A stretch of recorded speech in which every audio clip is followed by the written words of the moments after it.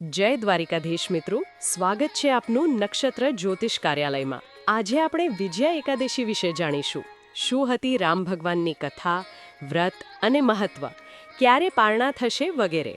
તો ચાલો જાણીએ. વિજયા એકાદશી મા મહિનાના વદ પક્ષમાં આવતી એકાદશીને વિજયા એકાદશી કહેવામાં આવે છે. વિજયા એકાદશીનું વ્રત કરવાનું અનેરું મહત્વ છે. આ એકાદશી વ્રત કરવાની શરૂઆત શ્રી રામ ભગવાને કરી હતી. વિજયા એકાદશી વ્રતની કથા શું છે, તેનું મહત્વ શું અને આ દિવસે પૂજા કેવી રીતે કરવી, ચાલો તમને પણ જણાવીએ. વિજયા એકાદશી 2026 હિન્દુ ધર્મમાં એકાદશીના વ્રતનું વિશેષ મહત્વ છે. દરેક મહિનામાં વદ પક્ષ અને સુદ પક્ષમાં એકાદશી આવે છે. આ રીતે વર્ષ દરમિયાન 24 એકાદશીના વ્રત આવે છે. જે વર્ષે અધિક માસ આવતો હોય ત્યારે 26 એકાદશી હોય છે. આ દરેક એકાદશી અલગ હોય છે અને તેનું મહત્વ પણ અલગ હોય છે. જેમ કે મા મહિનાના વદ પક્ષમાં આવતી એકાદશીને વિજયા એકાદશી કહેવામાં આવે છે. આ એકાદશી કરવાથી શત્રુઓ પર વિજય પ્રાપ્તિના આશીર્વાદ મળે છે.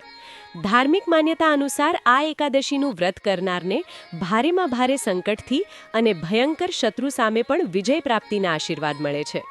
શાસ્ત્રો અનુસાર આ એકાદશીમાં ભગવાનની પૂજા કરી વ્રત કરવાથી ઈશ્વર ભયંકર શત્રુ સામે વિજય પ્રાપ્તિનું સામર્થ્ય આપે છે. વિજયા એકાદશીના વ્રત વિશે પદ્મપુરાણ અને સ્કંદ પુરાણમાં પણ વર્ણન કરવામાં આવ્યું છે. આ વ્રતનો મહિમા સ્વયં શ્રી કૃષ્ણએ અર્જુનને સંભળાવ્યો હતો. વિજયા એકાદશીનું વ્રત અને શ્રી રામની કથા.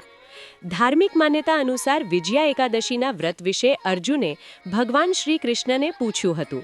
ત્યારે ભગવાન કૃષ્ણએ અર્જુનને વિજયા એકાદશીનું મહત્વ સમજાવતા જણાવ્યું હતું કે ત્રેતા યુગમાં શ્રી રામે આ વ્રત રાવણ સાથે યુદ્ધ કરતા પહેલા કર્યું હતું.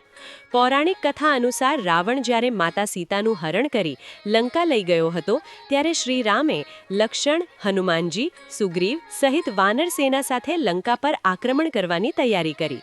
પરંતુ તેમની સામે વિશાળ સાગર સ્વરૂપ સમસ્યા આવી. તે સમયે ભગવાન શ્રી રામે વકદાલભ્ય મુનિએ વિજયા એકાદશીનું વ્રત કરવાનું કહ્યું અને જણાવ્યું કે આ એકાદશીના વ્રતના ફળના પ્રતાપથી સમુદ્ર પાર કરવામાં અને રાવણને પરાજિત કરવામાં શ્રી રામને સફળતા મળશે.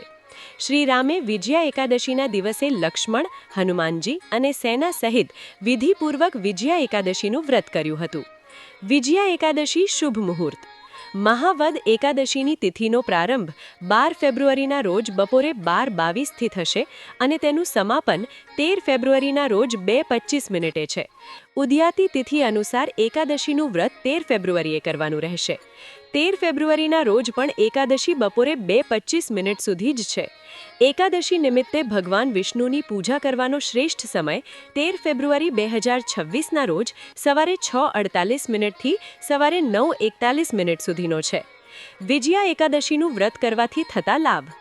વિજયા એકાદશીનું વ્રત કરવાથી જીવનમાં સફળતા, શત્રુ પર વિજય પ્રાપ્ત કરવાના આશીર્વાદ મળે છે.